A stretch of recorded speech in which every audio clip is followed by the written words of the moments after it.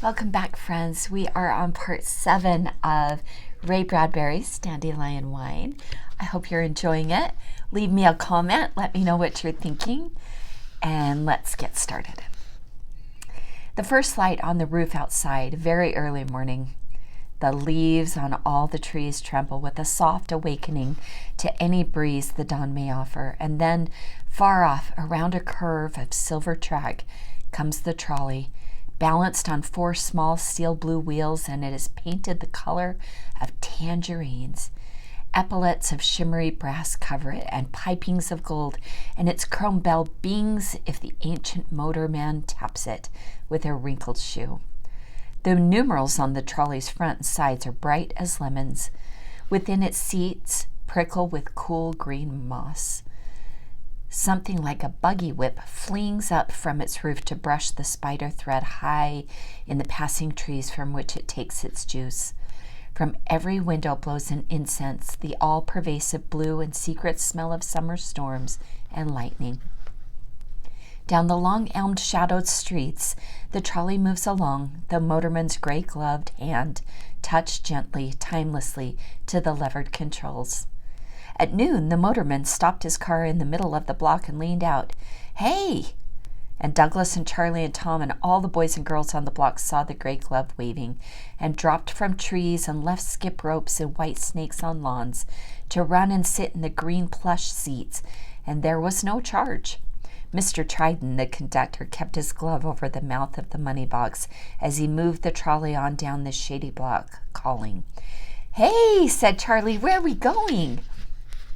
"Last ride," said Mr. Tridon, eyes on the high electric wire ahead. "No more trolley. Bus starts to run tomorrow. Going to retire me with a pension, they are. So a free ride for everyone. Watch out."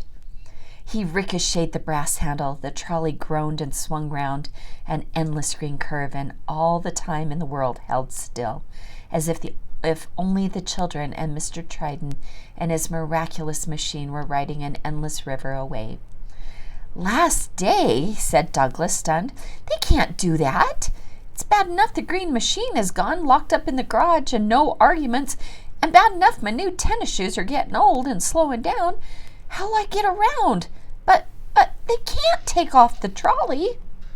"Why," said Douglas, "no matter how you look at it, a bus ain't a trolley. Don't make the same kind of noise. Don't have tracks or wires. Don't throw sparks. Don't pour sand on the tracks. Don't have the same colors. Don't have a bell. Don't let down a step like a trolley does."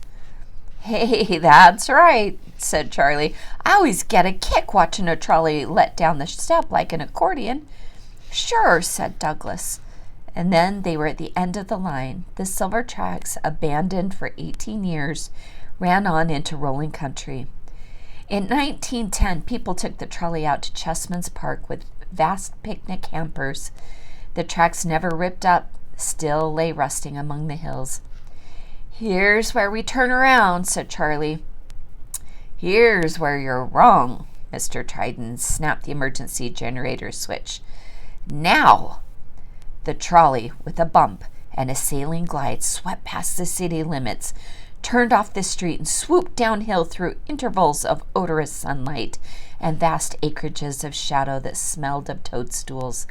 Here and there, creek waters flushed the tracks, and sun filtered through trees like green glass. They slid whispering on meadows washed with wild sunflowers, past abandoned way stations, empty of all save transfer-punched confetti, to follow a forest stream into a summer country, while Douglas talked. "Why, just the smell of a trolley. That's different. I've been on Chicago buses. They smell funny." "Trolleys are too slow," said Mr. Tridon. "Going to put buses on. Buses for people and buses for school." The trolley whined to a stop. From overhead, Mr. Tridon reached down huge picnic hampers. Yelling, the children helped him carry the baskets out by a creek that emptied into a silent lake where an ancient bandstand stood crumbling into termite dust. They sat eating ham sandwiches and fresh strawberries and waxy oranges, and Mr. Tridon told them how it had been 20 years ago the band playing on that ornate stand at night, the men pumping air into their brass horns, the plump conductor fleeing perspiration from his baton, the children and fireflies running in the deep grass, the ladies with long dresses and high pompadours treading the wooden xylophone walks with men in choking colors. There was the walk now, all softened into a fiber mush by the years. The lake was silent and blue and serene, and fish peacefully threaded the bright reeds. And the motorman murmured on, and the children felt it was some other year, with Mr. Trident looking wonderfully young, his eyes lighted like small bulbs, blue and electric. It was a drifting, easy day, nobody rushing, and the forest all about. The sun held in one position as Mr. Trident's voice rose and fell, and a darning needle sewed along the air, stitching, restitching designs both golden and invisible. A bee settled into a flower, humming and humming. The trolley stood like an enchanted calliope, simmering where the sun fell on it. The trolley was on their hands, a brass smell, as they ate ripe cherries. The bright odor of the trolley blew from their clothes on the summer wind. A loon flew over the sky, crying. Somebody shivered. Mr. Trident worked on his gloves. Well, time to go. Parents will think I stole you all for good. The trolley was silent and cool dark, like the inside of an ice cream drugstore, with a soft green rustling of velvet buff. The seats were turned back by the quiet children, so they sat with their backs to the silent lake, the deserted bandstand and the wooden planks that made a kind of music if you walked down the shore on them into the other lands. Bing! Went the soft bell under Mr. Trident's foot, and they soared back over sun-abandoned, withered flower meadows, through woods toward a town that seemed to crush the sides of the trolley with bricks and asphalt and wood when Mr. Trident stopped to let the children out in shady streets. Charlie and Douglas were the last to stand near the open tongue of the trolley, the folding step, breathing electricity, watching Mr. Trident's gloves on the brass controls. Douglas ran his fingers on the green creek moss, looked at the silver, the brass, the wine color of the ceiling.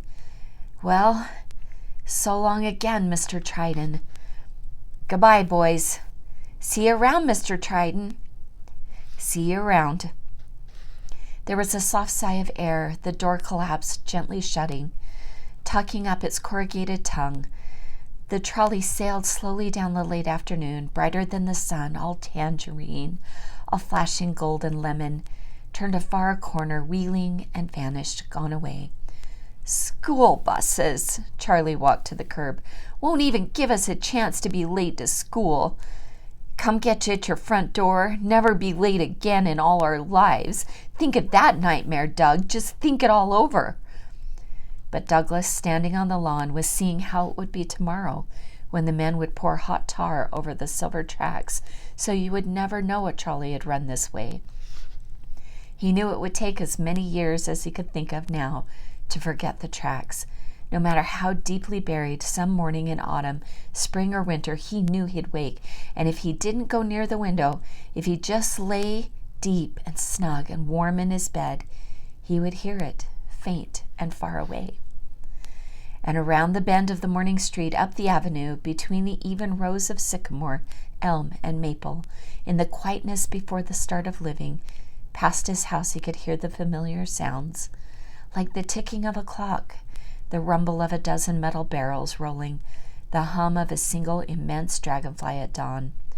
Like a merry-go-round, like a small electrical storm, the color of blue lightning coming here and gone. The trolley's chime, the hiss like a soda fountain spigot as it let down and took up its step, and the starting of the dream again as it sailed along its way, traveling a hidden and buried track to some hidden and buried destination. Kick the can after supper? Asked Charlie. Sure, said Douglas. Kick the can. Isn't that something I think that we've all experienced in our life, is kind of the ending of an era when we speak of progress And we're really losing things that have created such memories in us. And sometimes I wonder, is it progress? I find that I am looking for those things that bring back those vivid memories, kind of like this book does. The facts about John Huff, age 12, are simple and soon stated. He could pathfind more trails than any Choctaw or Cherokee since time began, could leap from the sky like a chimpanzee from a vine, could live underwater 2 minutes and slide 50 yards downstream from where you last saw him. The baseballs you pitched him, he hit in the apple trees, knocking down harvests. He could jump 6-foot orchard walls, swing up branches faster, and come down fat with peaches quicker than anyone else in the gang. He ran laughing. He sat easy. He was not a bully. He was kind. His hair was dark and curly, and his teeth were white as cream. He remembered the words to all the cowboy songs and would teach you if you asked. He knew the names of all the wildflowers, and when the moon would rise and set, and when the tides come in or out.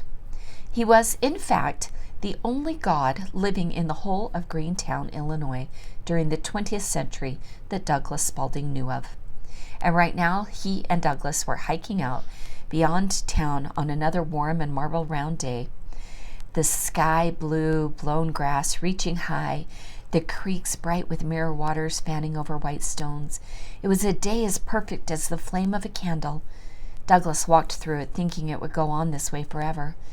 The perfection, the roundness, the grass smell traveled on, out far ahead as far and fast as the speed of light.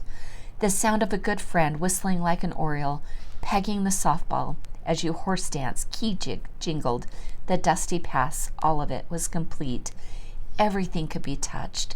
Things stayed near, things were at hand and would remain.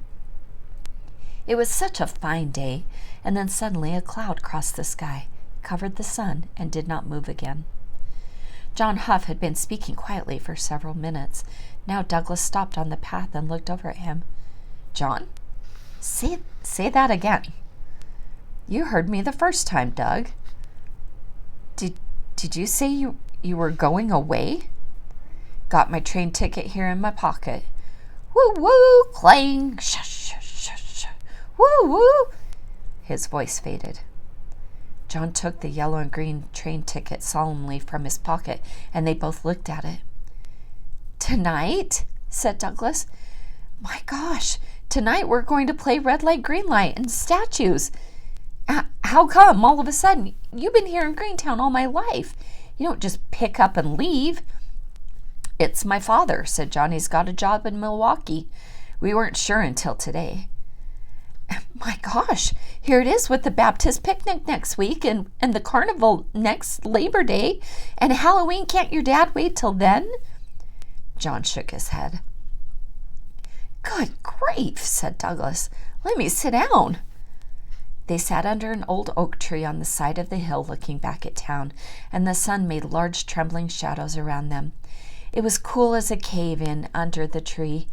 Out beyond, in sunlight, the town was painted with heat, the windows all gaping.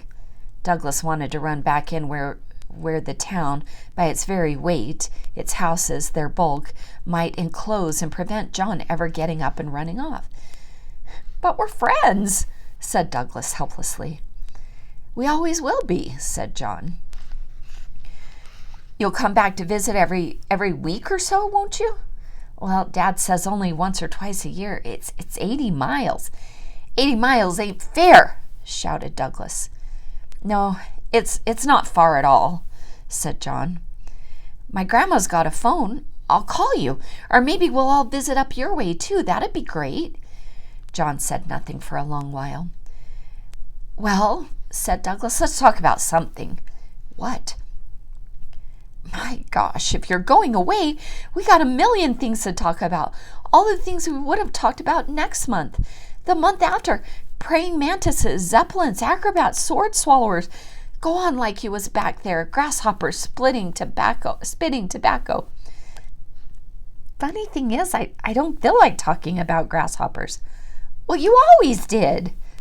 "Well, sure." John looked steadily at the town. but I guess this just ain't the time. John, what's wrong? You look funny. John had closed his eyes and screwed up his face. Doug, the Turley house upstairs, you know? Sure. The colored window panes on the little round windows, have they always been there? Sure. You positive? Darned old windows, been there since we were born. Why? I never saw them before today, said John. On the way walking through town, I looked up and there they was, Doug. And what was I doing all these years? I didn't see them. You had other things to do. Did I? John turned and looked in kind of a panic at Douglas. Gosh, Doug, why should these darn windows scare me? I mean, there's nothing to be scared of, is it? It's just, he floundered, it's just if I didn't see these windows until today, what else did I miss? And what about all the things I did see here in town? Will I be able to remember them when I go away? Anything you want to remember, you remember. I went to camp 2 summers ago up there. I remembered. No, you didn't. You told me you woke nights and couldn't remember your mother's face. No. Some nights it happens to me in my own house. Scares the heck out of me. I gotta go in my folks' room and look at their faces while they sleep to be sure. And I go back to my room and lose it again. Gosh, Doug, oh gosh. He held onto his knees tight. Promise me just one thing, Doug. Promise you'll remember me. Promise you'll remember my face and everything. You promise? Easy as pie. Got a motion picture machine in my head. Lying in bed nights, I can just turn it on like a light in my head, and out it comes on the wall, clear as heck, and there you'll be yelling and waving at me.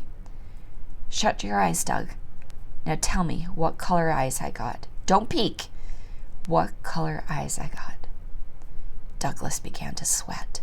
His eyelids twitched nervously. Oh, heck, John, that's not fair. Tell me. Brown. John turned away. No, sir. What do you mean, no? You're not even close. John closed his eyes. Turn around here, said Douglas. Open up. Let me see. It's no use, said John. You forgot already, just the way I said. Turn around here. Douglas grabbed him by the hair and turned him slowly. Okay, Doug. And John opened his eyes. Green. Douglas, dismayed, let his hand drop. Your eyes are green. Well, that's close to brown. They're almost hazel. Doug, don't lie to me. All right, said Doug quietly. I won't. They sat there listening to the other boys running up the hill, shrieking and yelling at them. They raced along the railroad tracks, opened their lunch in brown paper sacks, and sniffed deeply of the wax-wrapped deviled ham sandwiches and green sea pickles and colored peppermints. They ran and ran again, and Douglas bent to scorch his ear on the hot steel rails, hearing trains so far away they were unseen voyagings in other lands, sending Morse code messages to him here under the killing sun. Douglas stood up, stunned. John! For John was running, and this was terrible, because if you ran, time ran. You yelled and screamed and raced and rolled and tumbled, and all of a sudden the sun was gone and the whistle was blowing, and you were on your long way home to supper. When you weren't looking, the sun got around behind you. The only way to keep things slow was to watch everything and do nothing. You could stretch a day to 3 days, sure, just by watching. John! There was no way to get help to him now, save by a trick. John, ditch! Ditch the others! Yelling, Douglas and John sprinted off, kiting the wind downhill, letting gravity work for them, over meadows, around barns, until at last the sound of the pursuers faded. John and Douglas climbed into a haystack, which was like a great bonfire, crisping under them. Let's not do anything, said John. Just what I was going to say, said Douglas, and they sat quietly, getting their breath. There was a small sound like an insect in the hay. They both heard it, but they didn't look at the sound. When Douglas moved his wrist, the sound ticked in another part of the haystack. When he brought his arm around on his lap, the sound ticked in his lap. He let his eyes fall in a brief flicker.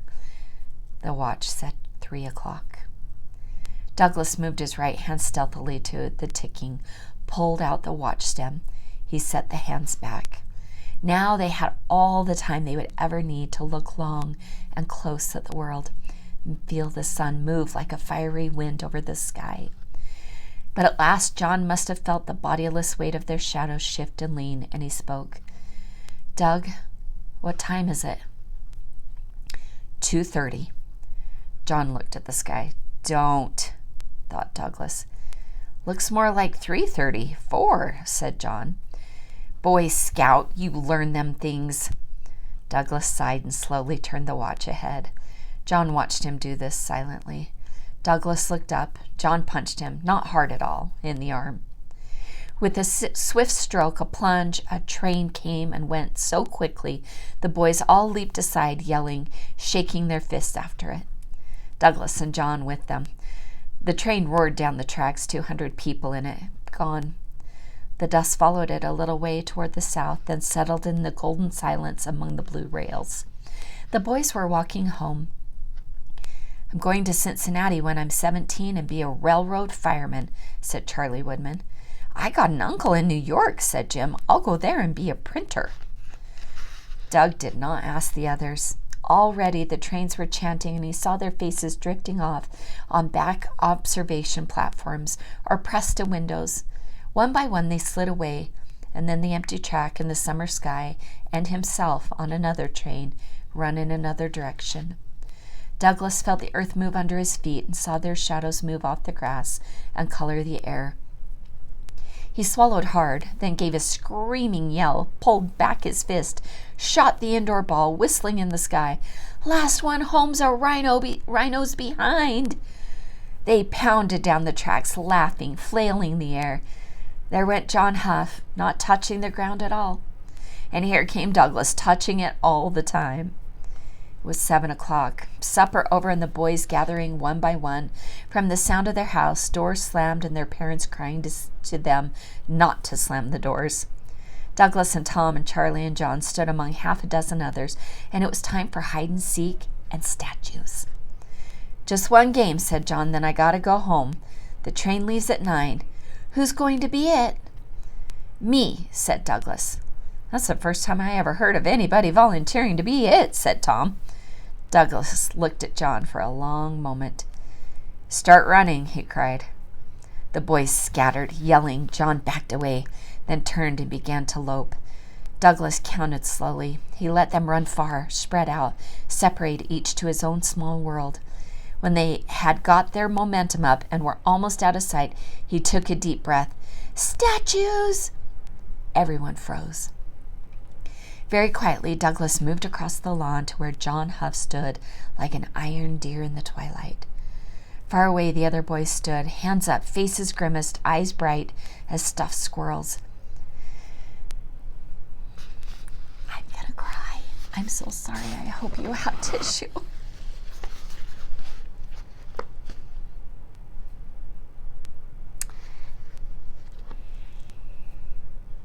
Far away, the other boys stood, hands up, faces grimace, eyes bright as stuffed squirrels.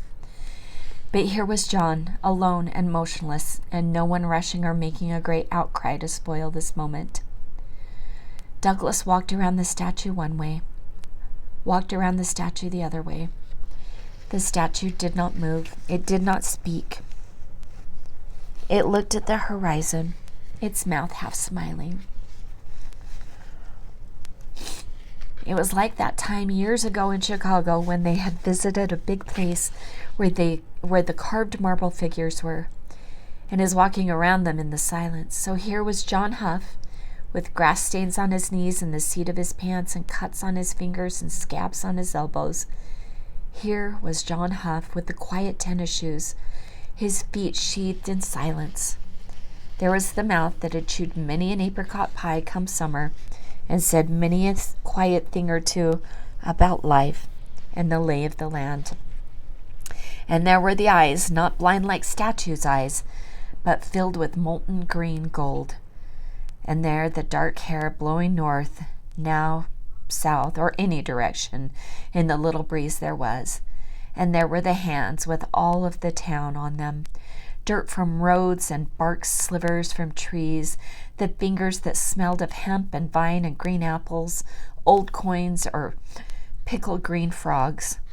There were the ears with the sunlight shining through them like bright warm peach wax, and here, invisible, his spearmint breath upon the air. "John, now," said Douglas, "don't you move so much as an eyelash. I absolutely command you to stay here and not move at all for the next 3 hours. Doug."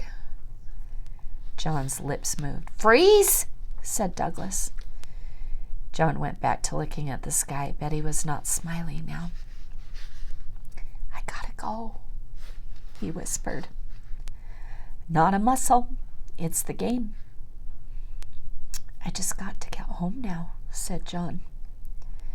Now the statue moved, took its hands down out of the air, and turned its head to look at Douglas. They stood looking at each other.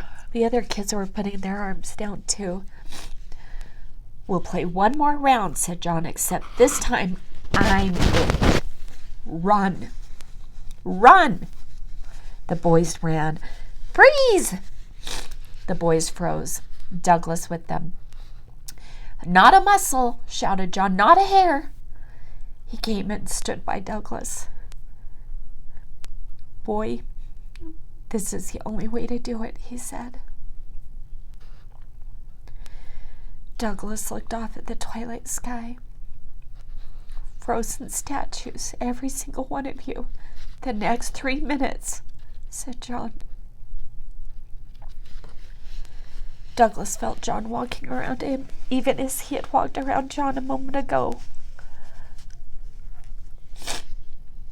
He felt John sock him on the arm once, not too hard. "So long," he said.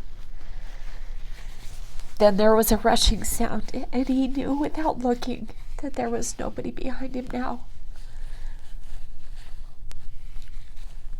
Far away, a train whistle sounded. Douglas stood that way for a full minute, waiting for the sound of the running to fade, but it did not stop. "He's still running away, but he doesn't sound any further off," thought Douglas. "Why doesn't he stop running?" And then he realized it was only the sound of his heart in his body. "Stop!" He jerked his hand to his chest. "Stop running. I don't like that sound." And then he felt himself walking across the lawn among all the other statues now, and whether they too... Oh, I'm so sorry, guys. And whether they too were now coming to life like he did not know. They did not seem to be moving at all. For that matter, he himself was only moving from the knees down. The rest of him was cold stone and very heavy. Going up the front porch of his house, he turned suddenly to look at the lawns behind him. The lawns were empty. A series of rifle shots, screen doors banged one after the other, a sunset volley along the street. Statues are best, he thought. They're the only thing that can keep you on your lawn. Don't ever let them move. Once you do, you can't do a thing with them. Suddenly his fist shot out like a piston from his side, and it shook itself hard at the lawns and the street and the gathering dusk, and his face was choked with blood. His eyes were blazing. "John," he cried. John, you're my enemy, you hear? You're no friend of mine. Don't come back now, ever. You get away, you enemy, you hear? That's what you are. It's off. It's all off between us. You're dirt. That's all, John. You hear me, John?" As if a wick had been turned a little lower in a great clear lamp beyond the town, the sky darkened still more, and he stood on the porch, his mouth gasping and working, his fist still thrust straight out at the house across the street and down the way. He looked at the fist, and it dissolved. The world dissolved beyond it. Going upstairs in the dark, where he could only feel his face, but see nothing of himself, not even his fist, he told himself over and over, "I'm mad. I'm angry. I hate him. I'm mad. I'm angry. I hate him." 10 minutes later, slowly he reached the top of the stairs in the dark. "Tom," said Douglas. "Oh, goodness."